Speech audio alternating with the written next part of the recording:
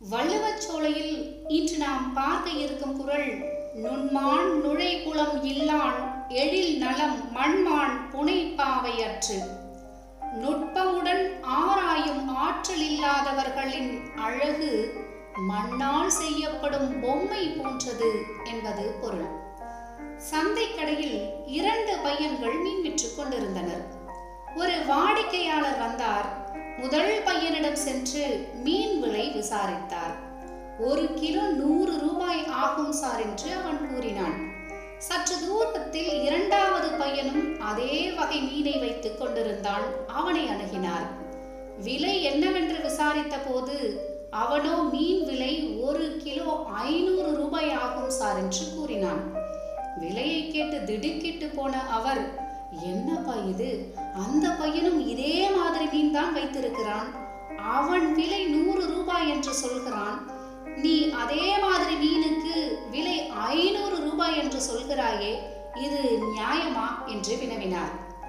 அந்த பையனோ கொஞ்சமும் அலட்டிக் கொள்ளாமல் சொன்னான், சார், பார்க்கத்தான் 2ம் ஒரே மாதிரியாக தெரியும், ஆனால் என்னுடைய மீன் மிகவும் விசேஷமானது, அதனால் தான் கூடுதல் விலை என்றான்.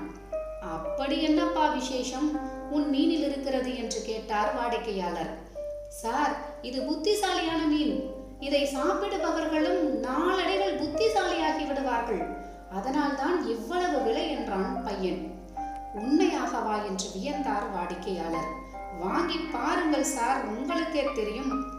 சரி சரி, 1 கிலோ கொடு, ட்ரை பண்ணி பார்க்கிறேன் என்று சொல்லி 1 கிலோ மீனை 500 ரூபாய்க்கு வாங்கி சென்றார்.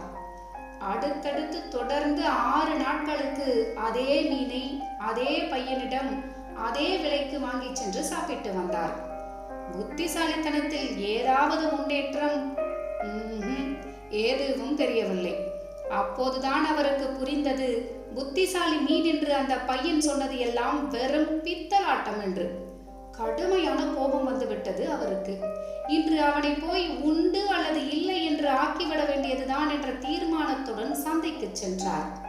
அந்த பையனிடம் சென்று தன் கோபத்தை வெளிக்காட்டாமல், என்னப்பா, அந்த புத்திசாலி மீன் இருக்கா என்று இவர் கேட்க, இவரின் கோபத்தை புரிந்து கொள்ளாமல் அவனும், ஓ இருக்கே, உங்களுக்காகவே தனியாக எடுத்து வைத்திருக்கிறேனே என்று உற்சாகமாக கூறினான்.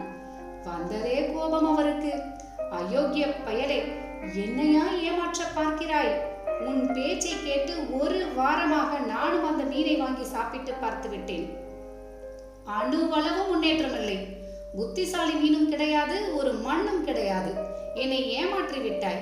உடனடியாக என் பணத்தை எல்லாம் திருப்பி தந்துவிடு, இல்லை என்றால் உடனடியாக போலீஸை கூப்பிட்டு விடுவேன் என்று கத்தினார். பையனோ அலட்டிக் கொள்ளாமல் பதில் சொன்னான், சார், இங்க பாருங்க, இதே மீனை புத்திசாலி மீன் என்று நான் 1 வாரத்திற்கு முன்னால் சொன்ன போது நீங்கள் ஆட்சேபிக்கவே இல்லை.